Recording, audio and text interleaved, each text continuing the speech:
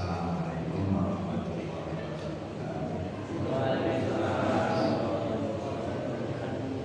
Bismillahirrahmanirrahim. Alhamdulillahirabbil alamin. Wassallallahu wa sallim ala nabiyyina Muhammad wa ala alihi wa ashabihi wa dzurriyyatihi wa ashabihi wa tabi'in. Amma ba'du. Para jamaah sekalian yang saya hormati, kesempatan ini melanjutkan kuliah kemarin tentang visi dan misi Rasulullah SAW. Visinya tercantum di dalam surat Al-Anbiya 107 dan surat Saba. Al-Anbiya mengatakan kama arsalnaka illa rahmatan lil alamin. Tidaklah kami mengutus engkau Muhammad kecuali untuk memberi rahmat bagi seluruh alam. Dalam surat Saba, kama arsalnaka illa kafatan linnasi basyiran wa nadhira. Tidaklah kami mengutus engkau Muhammad kecuali untuk keseluruhan umat manusia sebagai peringatan, sebagai kabar gembira dan peringatan bagi manusia. Kabar gembiranya apa? Bagi yang beriman dan berbuat kebaikan akan mendapatkan kebahagiaan dunia dan akhirat. Nadhira, peringatan bagi yang ingkar kepada Allah dan tidak berbuat soleh, maka akan mendapatkan siksa neraka. Itulah visi Rasulullah SAW. Kedua ayat ini menjelaskan bahwa risalah Nabi Muhammad SAW untuk keseluruhan umat manusia, tidak terkhusus kepada suatu bangsa saja. Bahkan risalah Rasulullah ini termasuk juga di dalamnya bangsa jin. Sebab bangsa jin itu Rasulnya menurut Rasulullah SAW. Lihat di dalam surat jin, Qul uhiya ilayya anna Islam anna jinni. Apa itu? Qul uhiya ilayya anna Islam anna jinni faqalu inna sami'na Qur'anan ajaba yahdi ila rusdi fa amanna bihi. Katakan Muhammad, bukan aku bahwa sesungguhnya bangsa jin mendengarkan Al-Quran.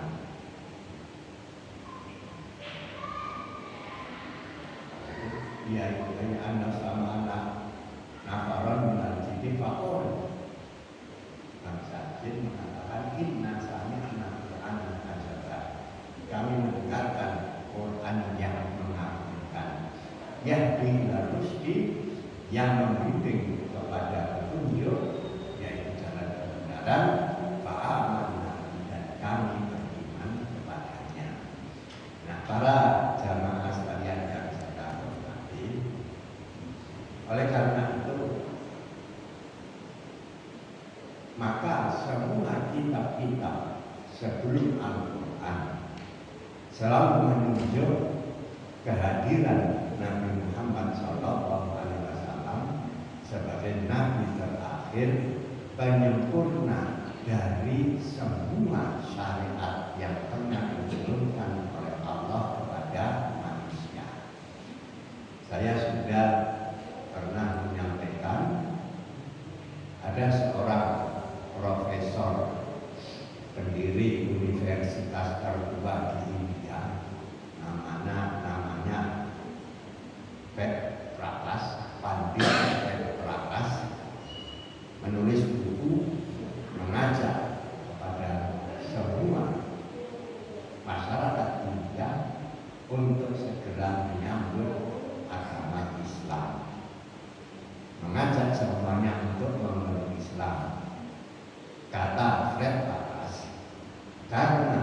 nabi terakhir yang dijanjikan di dalam kitab Veda sudah diturunkan oleh Allah.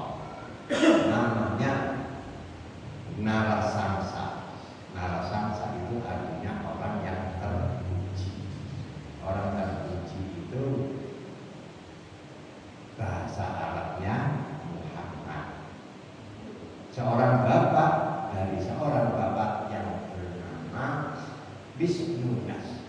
Wisnudas itu artinya hamba Allah. Hamba Allah kalau disalin ke dalam bahasa Arab namanya Abdullah. Lahir dari seorang ibu yang bernama Sumatri. Sumatri itu artinya perempuan yang setia. Perempuan setia diarahkan menjadi Aminah.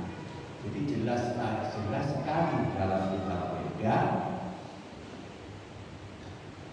ayahnya Abdullah, ibunya Aminah, dia sendiri bernama mempunyai 4 sahabat besar.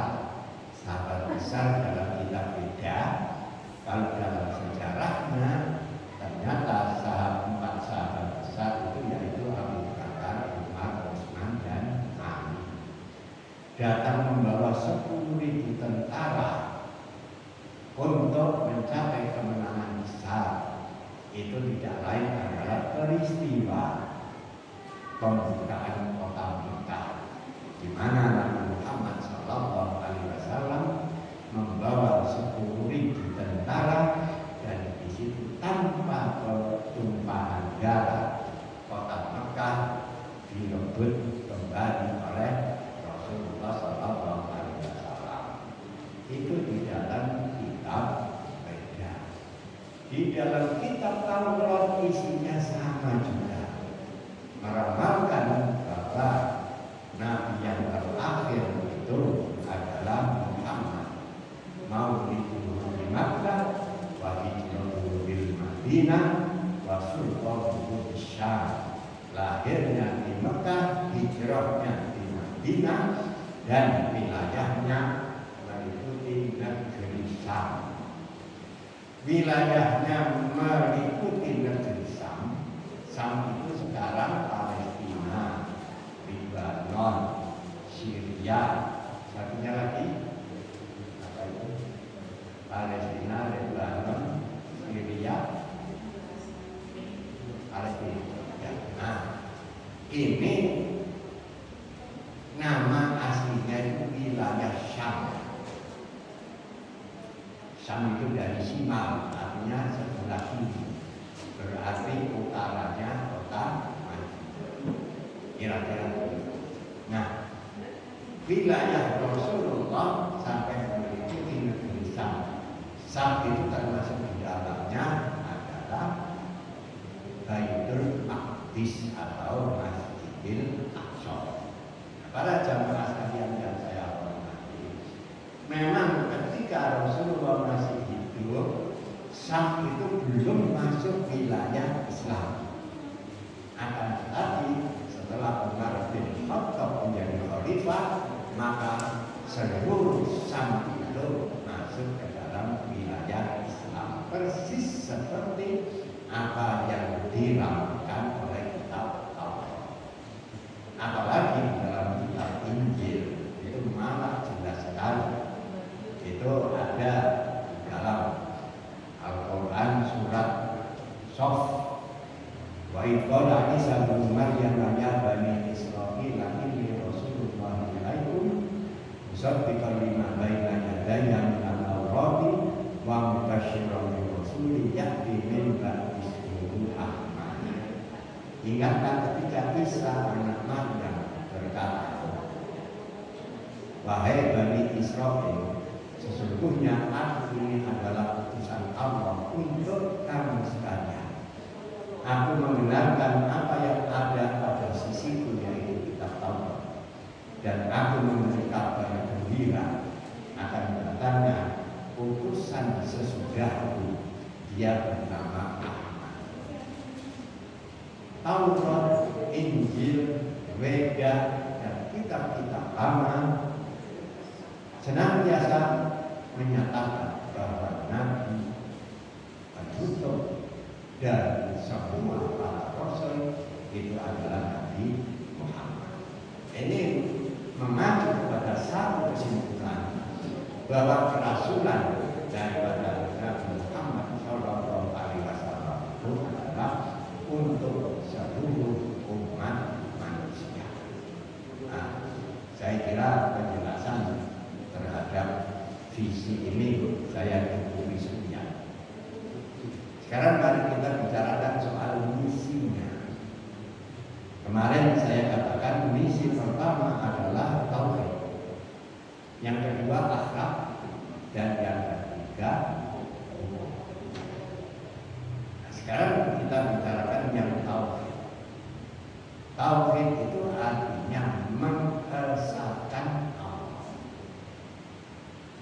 Pertanyaan pertama, kenapa dalam Al-Quran itu kok tidak membicarakan ateis? Yang dibicarakan itu adalah Yahudi, Nasrani, Majusi, dan kaum musyrikin. Tidak ada ayat yang membicarakan ateis itu apa.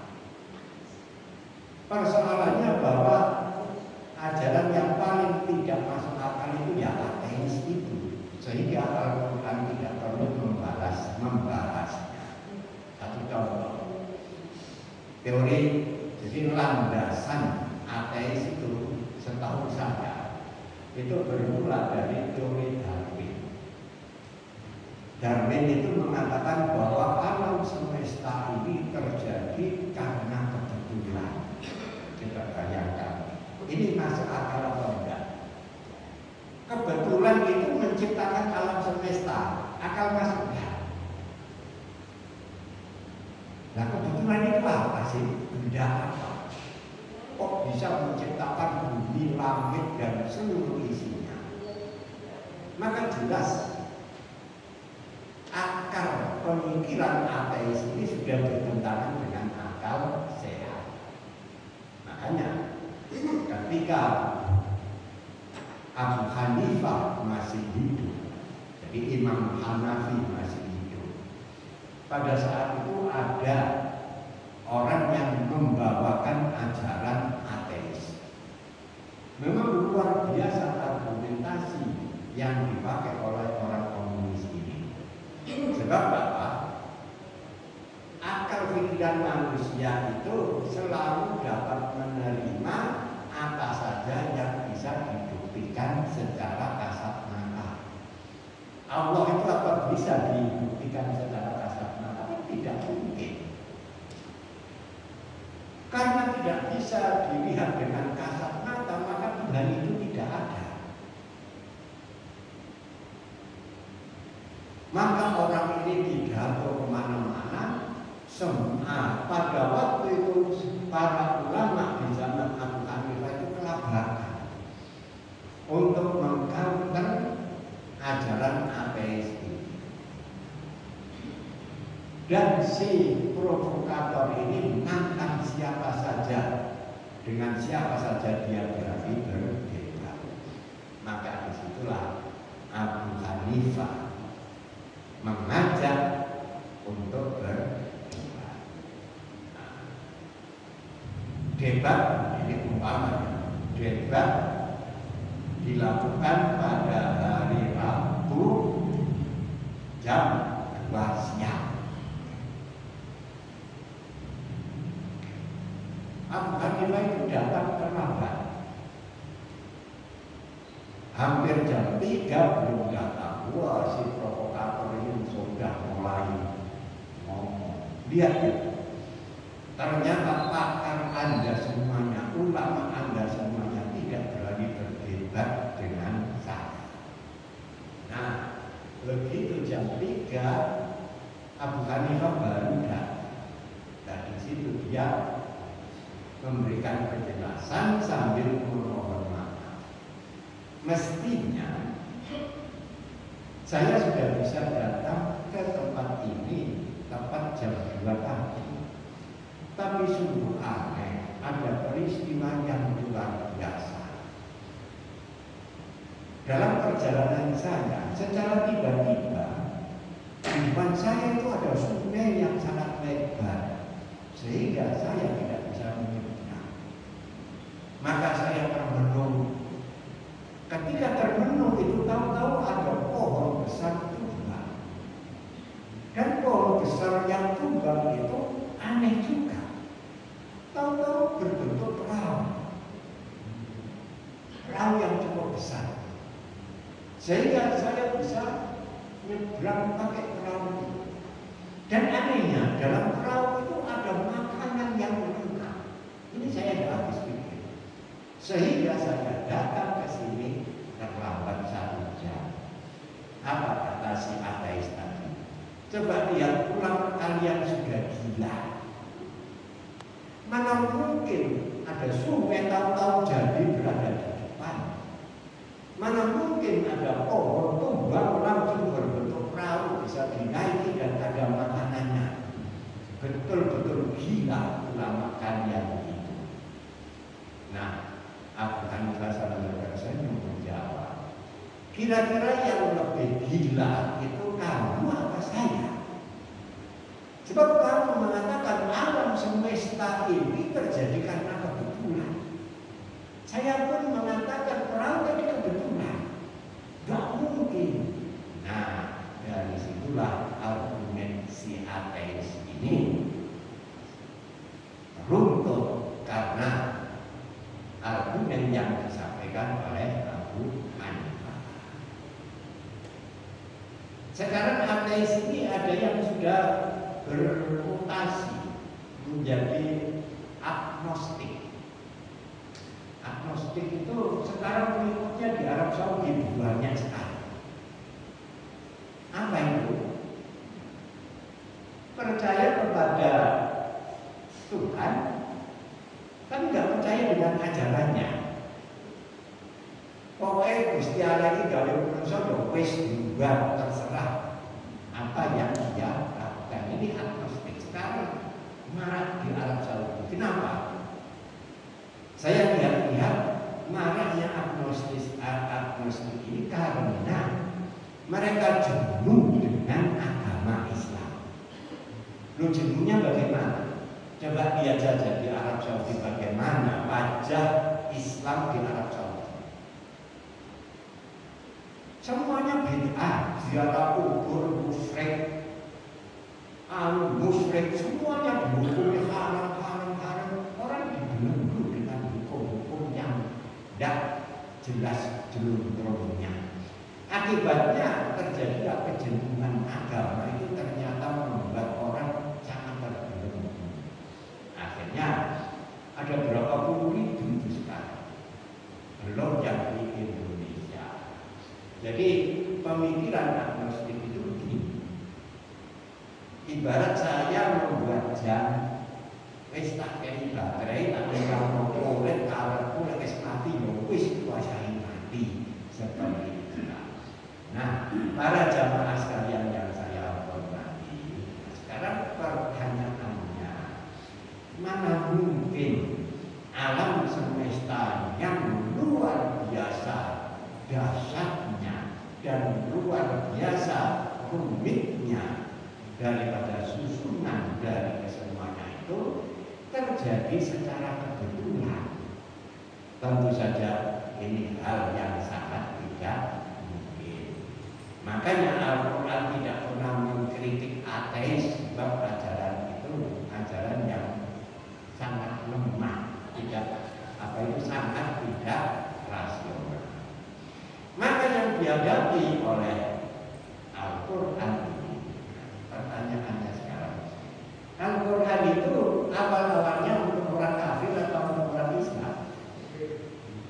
Seluruhnya untuk orang kafir, sebab yang Islam cuma Rasulullah, gitu kan? Nah, ayat demi ayat itu aslinya untuk orang-orang kafir supaya berpikir. Nah, orang kafir berarti bisa memahami Quran. Umar bin Khattab itu masuk Islam karena Quran. Begitu dia baca Quran, Toha, hasro illa tadhkiratan liman yakhsha tanzilan mimman khalaqal arda was samawati dan seterusnya. Karena paham dengan Al-Quran. Jadi orang-orang kafir itu banyak yang lebih paham Quran daripada kita. Nah, para jamaah sekalian yang saya hormati, jadi awal-awal turunnya Al-Quran itu seluruhnya untuk orang kafir. Akhirnya mereka menjadi beriman. Nah, sekarang misi yang pertama adalah misi tauhid. Di mana letak tauhidnya? Para jamaah sekalian yang saya hormati, agama-agama yang sebelum Islam pada dasarnya atau aslinya adalah agama tauhid.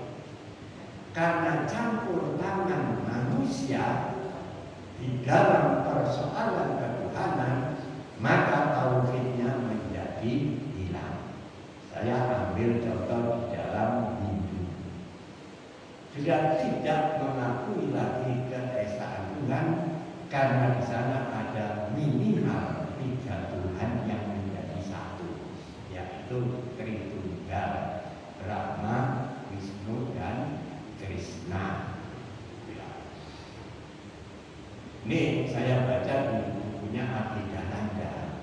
Barangkali kalau buku kita yang sekarang itu Brahma, Wisnu, Shiva, aslinya itu Brahma, Wisnu dan Krishna. Itu di Hindu. Ternyata ada 16 agama, ada 16 sekte yang ada pada waktu itu yang semuanya mengikuti Tritunggal, 3 Tuhan yang satu. Di antaranya itu adalah Tritunggal Babilonia. Nah, di Babilonia itu ada kepercayaan 3 Tuhan yang satu, yaitu Ea, Bel, An. Ea itu Tuhan Bapa, Bel itu Tuhan Anak, Anu Tuhan Roh Suci. Ini menjadi satu. Ini teologi Babilonia. Jadi ada 16. Yang terakhir adalah agama Kristen, yaitu Tuhan Bapa, Tuhan Anak, dan Tuhan Roh Suci. Tiga-tiganya adalah satu. Pertanyaannya itu, ternyata 3 yang menjadi satu itu bukan ajaran dari Nabi Isa sendiri, tapi berasal dari ajaran orang yang menamakan dirinya Paulus. Para jamaah sekalian yang saya hormati, sehingga timbul pertanyaan, pendiri Kristen itu Yesus ataukah Paulus? Maka kalau kita teliti konstruksi ajarannya, bukan Yesus pendiri dari Kristen, tetapi Pauluslah pendirinya. Mulai tahun 325 Masehi diangkatlah Nabi Isa sebagai Tuhan. Jadi Tuhan diangkat itu tahun 325 pada Konsili Nisea, di mana Kaisar Konstantin menyatakan syahadat Kristen Tuhan Bapa, Anak, dan Roh Suci. Tiga-tiganya itu satu. Nah, para jamaah sekalian yang saya hormati, sekarang tambah maju pemikiran manusia. Ternyata diketemukan bahwa Nabi Isa itu punya 4 saudara. Berarti Tuhan itu punya saudara, ada 4 saudara. Dan juga diketemukan dalam kitab suci mereka, Nabi Isa itu pernah kawin dan punya anak. Kawin dengan Maria Magdalena, punya anak 2 laki-laki semua. Loh, Gusti Allah ya, aneh. Jadi sama Tuhan Bapa itu pernah utuh banget. Kalau diterus-teruskan, bertambah jauh, bertambah tidak masuk akal lagi. Para jamaah sekalian yang saya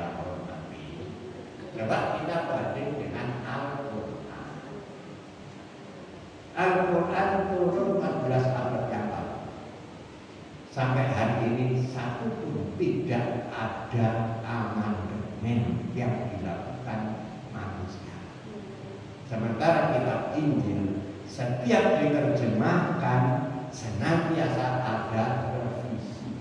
Itu menunjukkan cacatnya kitab suci mereka. Maksud kitab suci kok balik-balik di amandemen. Nah, seperti itulah pedoman daripada agama-agama yang ada di dunia ini. Itu tauhidnya. Jadi ketika Rasulullah SAW diutus, tauhid itu hilang dari permukaan dunia. Maka Rasulullah SAW membawa misi mengarahkan manusia dari sesembahan yang salah menuju kepada yang sebenar-benarnya, yaitu hanya menyembah Allah. Maka pokok pangkalnya itu adalah la ilaha illallah. Tidak ada Tuhan yang patut disembah kecuali Allah. Itu yang dihadapi oleh Rasulullah dari kelompok agama-agama sebelum Islam. Bagaimana dengan agamanya orang Mekah sendiri pada waktu itu? Mereka menyembah berhala. Nah, maka Quran menyampaikan cerita Nabi Ibrahim. Ya. Bagaimana cerita Nabi Ibrahim untuk menjelaskan orang-orang penyembah berhala ini? Ketika Namrud berburu, Nabi Ibrahim masuk ke tempat peribadatan Raja Namrud. Seluruh berhala dihancurkan oleh Nabi Ibrahim, disisakan berhala yang paling besar dikalungi kapak. Maka ketika Namrud datang, bukan main marahnya. Namrud bertanya, kira-kira siapa yang melakukan ini? Maka ada orang menjawab, siapa lagi kalau tidak Ibrahim yang selalu menentang kita untuk menyembah berhala-berhala. Namrud memanggil Ibrahim. Di situ ditanya, apakah kamu yang menghancurkan Tuhan-Tuhan kami? Nabi Ibrahim dihormati sekali. Kenapa kau tanya kepada saya? Bukankah yang memegang alat penghancur itu berhala yang besar ini? Namrud balik bertanya, mana mungkin saya bertanya kepada berhala itu? Dia kan tidak bisa bicara. Maka Nabi Ibrahim pun mengatakan, kamu tahu dia tidak bisa bicara, tidak bisa menolong dirinya sendiri. Kenapa itu kamu sembah? Nah, berarti Namrud kalah argumen. Begitu kalah argumen, maka Nabi Ibrahim dibakar.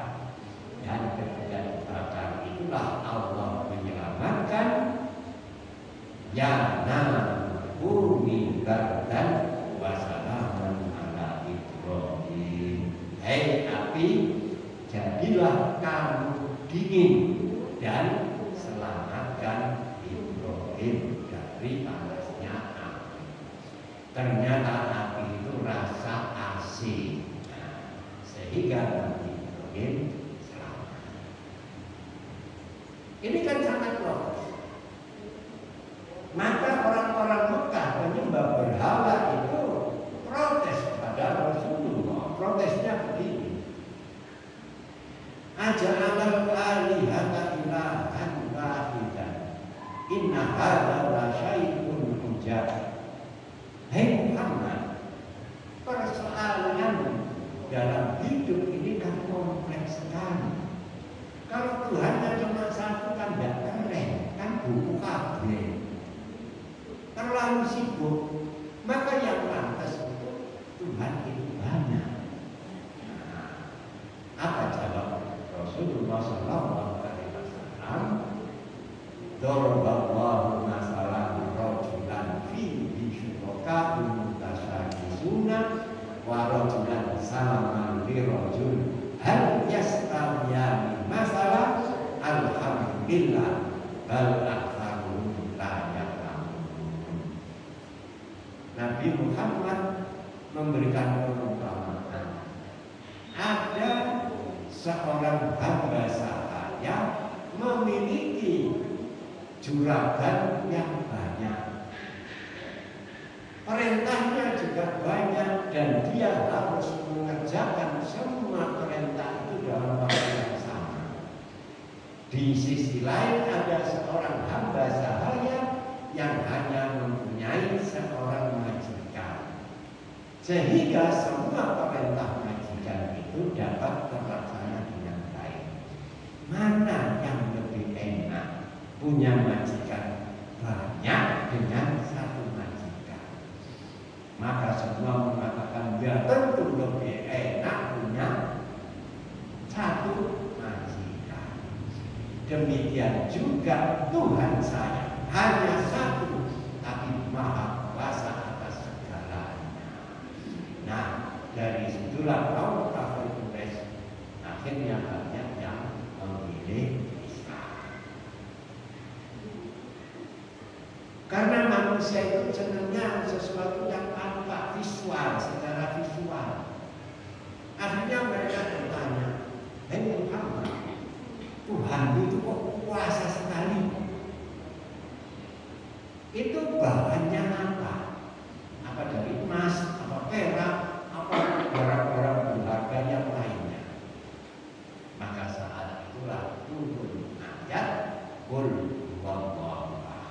Katakan Muhammad bahwa Allah itu Allahus Samad, Allah tempat meminta, bergantung, lam yalid walam yulad, tidak beranak dan tidak dilahirkan, walam yakul lahu kufuwan ahad, dan tidak ada sesuatu pun yang serupa dengan Dia. Nah, para jamaah sekalian yang saya hormati, gambarannya bagaimana Tuhan kita itu? Itulah ayat tentang Allah. Sehingga manusia tidak mungkin membayangkan Allah itu bagaimana. Maka kita hanya berkeyakinan Allah itu ada dalam keyakinan. Tidak mungkin manusia bisa melihat Allah. Makanya Rasulullah Shallallahu Alaihi Wasallam mengatakan, memberi ajaran kepada kita, tafakkaru fi khalqillah wala tafakkaru fi dzatih. Berpikirlah kamu tentang penciptaannya dan jangan berpikir soal zatnya. Akal manusia tidak mungkin menjangkau penampakan dari Allah Subhanahu wa Ta'ala.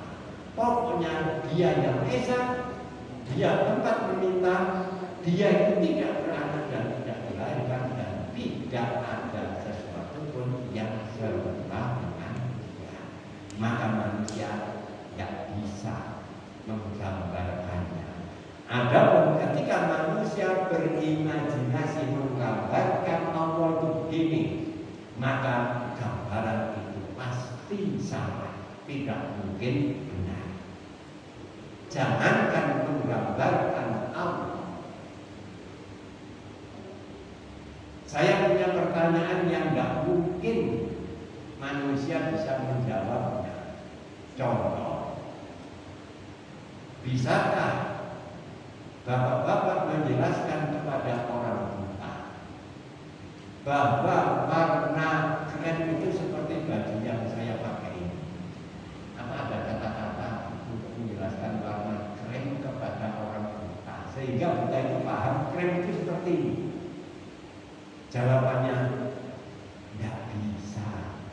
Padahal krem itu kita semuanya tahu ya ini. Tapi ketika kita diminta menjelaskan kepada orang buta krem itu seperti ini, tidak ada kata-kata yang bisa dipakai untuk menjelaskan. Padahal sesuatu yang nyata. Nabi Muhammad Shallallahu Alaihi Wasallam ketika Isra beliau betul-betul melihat surga. Ketika melihat surga itu ternyata beliau nggak punya kata-kata untuk menjelaskannya. Apa kata Rasulullah? Fiha mala ainun ra'at wala udhunun sami'at wala khatara fi qalbi bashar. Apa yang ada di dalam surga itu tidak pernah dilihat mata, tidak pernah didengar telinga, dan tidak pernah terlintas dalam imajinasi manusia. Loh, itu Rasulullah tidak bisa menggambarkan bagaimana surga itu. Karena apa? Karena tidak ada kata-kata yang bisa menjelaskan, padahal tahu. Nah, apalagi kita berbicara tentang Allah Subhanahu wa Ta'ala. Maka dengan keyakinan kita akhirnya beriman kepada. Maka penyembah berhala runtuh dengan argumen-argumen yang disampaikan oleh Rasulullah SAW di dalam Al-Quran, seperti ayat-ayat yang saya bacakan. Orang Yahudi itu sebenarnya percaya bahwa Nabi Muhammad itu utusan yang terakhir. Tapi kenapa mereka menikah? Gini misalnya, ketika orang Yahudi itu diusir dari Palestina, mereka itu eksodus ke Madinah. Di Madinah mereka menunggu Nabi Muhammad karena mereka yakin utusan Allah ini nanti akan hijrah ke Madinah.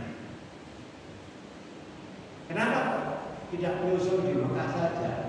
Orang Yahudi kan tidak senang repot-repot kan. Kalau menyusul di Mekah pakai hijrah segala, padahal Mekah Madinah itu sama dengan Kediri Banyuwangi, 400 kilo ya. Kediri Banyuwangi itu sama dengan Mekah Madinah, kan jauh zaman dulu. Nah, oleh karena itu, karena mereka sudah tahu bahwa Nabi Muhammad itu akan hijrah ke Madinah, maka mereka nyambung di Madinah. Setelah sampai di Madinah, itulah terjadi perdebatan antara Nabi Muhammad dengan orang-orang Yahudi. Orang Yahudi itu percaya Muhammad itu utusan Allah, tapi perlu bukti bahwa utusan Allah itu harus dari keturunan Ibrahim. Abraham atau mereka harus keturunan Ibrahim. Ternyata Al-Quran memberi penjelasan bahwa Nabi Ibrahim itu pernah datang ke Mekah dengan membawa seorang anak kecil bersama istrinya. Maka ayat-ayat yang bicara tentang bagaimana Ibrahim, Hajar dan Ismail tinggal beranak pinak di wilayah Mekah. Al-Quran surat Ibrahim menyatakan, Rabbana inni askantu min dzurriyyati wadin ghairi dzi zar'in 'inda baitikal muharram. Tuhan kami tinggalkan sebagian dari keturunan kami di lembah yang tidak ada tanamannya, hanya dekat rumahmu yang mulia, yaitu Ka'bah. Ayat yang kedua, wa id yarfa'u Ibrahimul qawa'ida minal baiti wa Ismail Rabbana taqabbal minna. Wa id yarfa'u Ibrahimul qawa'ida minal baiti wa Ismail Rabbana taqabbal minna innaka antas samiul alim. Tuhan kami, ingatlah ketika Ibrahim dan Ismail meninggikan bangunan Ka'bah. Jejak daripada Ibrahim itu sampai sekarang masih ini merupakan bukti fihi ayatun, itu maqam Ibrahim fihi ayatun. Inna awwala baitin wudi'a lin-nasi lalladzi bibakata mubarakan wa hudan lil alamin fihi ayatun bayyinatun maqam Ibrahim. Pada Ka'bah itu ada tanda-tanda bukti, yaitu maqam Ibrahim. Maqam Ibrahim itu adalah jejak kaki Nabi Ibrahim ketika meninggikan bangunan Ka'bah. Dari situlah Yahudi percaya bahwa Nabi Muhammad itu utusan Allah yang terakhir. Pertanyaannya, kenapa mereka tidak Islam? Karena mereka beralasan Muhammad itu Rasul, tapi bukan untuk bangsa Israel. Rasul yang untuk bangsa Israel itu hanya dari keturunan Ishak, bukan keturunan Ismail. Ya, inilah akar persoalan dari kenapa orang-orang Yahudi tidak memeluk Islam. Nah, para jamaah sekalian yang saya hormati, maka Allah Subhanahu wa Ta'ala di dalam memberikan gambaran tentang eksistensi beliau, bicara soal tauhid tadi. Itu loh. Innallaha la yastahyi an yadriba masalan ma ba'udatan sama al-Qur'an. Allah tidak malu-malu memberikan contoh tentang nyamuk, penciptaan lalat nyamuk itu dalam surat Al-Hajj itu malah di situ dikatakan lalat. Apa itu? Innalladzina kafaruna min dunillahi la yakhluqu dzubaban wala yajtama'una. Manusia manapun tidak akan mampu untuk menciptakan lalat walaupun mereka bersatu urunan ilmu untuk membuat lalat.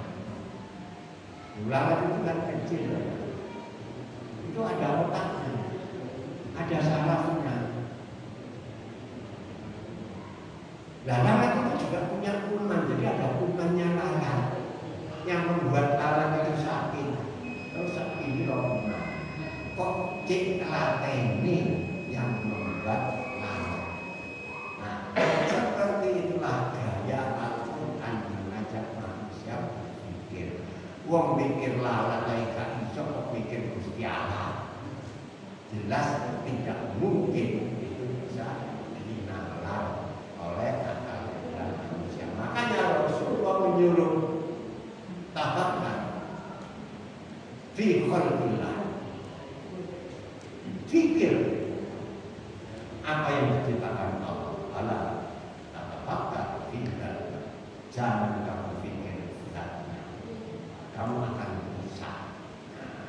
Para jamaah sekalian yang saya hormati, jadi jelas sekali misi tauhid Rasulullah Sallallahu Alaihi Wasallam ini menjadi suatu misi yang tidak terbantahkan oleh akal sehat manusia.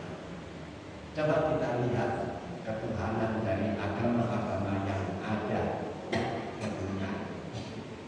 Ilmu pengetahuan semakin maju, konsep ketuhanan mereka semakin runtuh, semakin sulit untuk bisa dinalar secara akal sehat.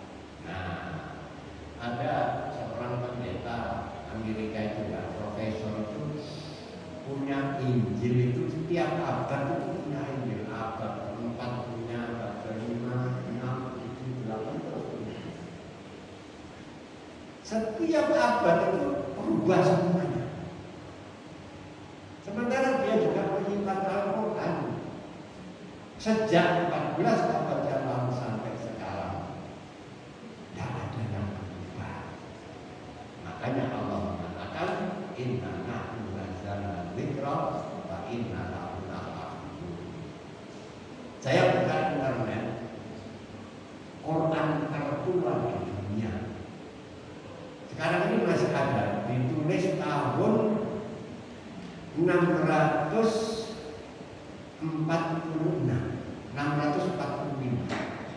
Sekarang masih tersimpan di perpustakaan Inggris Birmingham. Itu coba dilihat di internet. Itu yang tampak itu di permukaan itu surat Maryam, setelah surat Maryam surat Toha. Tidak ada perubahan mulai tahun 645 sampai 2024 sekarang. Aneh apa tidak? Itulah Al-Quran. Tidak ada kitab suci yang tetap murni terjaga selain Al-Quran. Para jamaah sekalian, ini waktu bisa sudah masuk ya. Saya kira demikian.